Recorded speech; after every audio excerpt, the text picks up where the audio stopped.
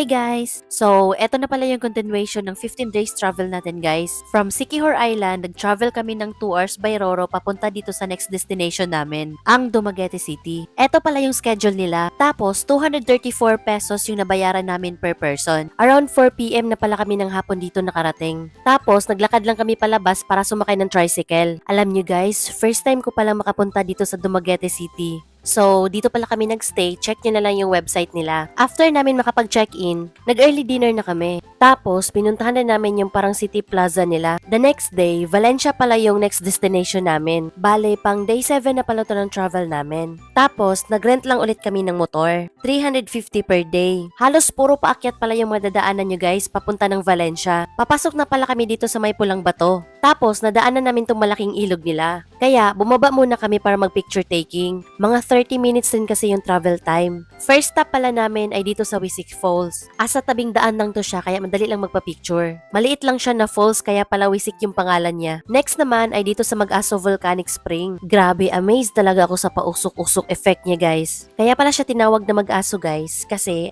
aso means usok. Tapos yung part na sobrang mausok guys, huwag kayong lumapit dyan.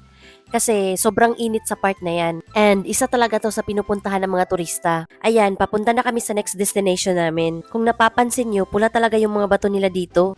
Konektado pala yan sa falls na pupuntahan namin. So after ilang minutes, nakarating na rin kami dito sa resort.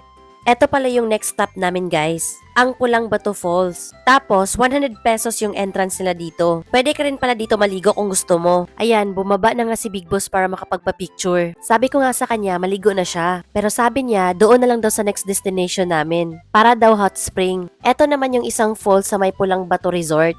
So, ayun na nga, andito na kami sa next stop namin, ang Red Rocks Hot Spring. Enjoy na nga siya kakaligo. Next stop naman ay dito sa may Terra Alta Resort. 70 pesos pala yung entrance fee nila dito. Itong sikat na lighthouse na to, ang pinupuntahan ng mga turista. Magbaon talaga kayo dito ng sunblock guys at mainit talaga dito lalo na pagtanghali. Dito na pala kami nag-lunch sa lungsod ng Valencia guys. Nataon pa talaga na market day nila. Kaya nilibot na lang rin namin yung lugar para makita naman namin kung ano yung mga produkto dito.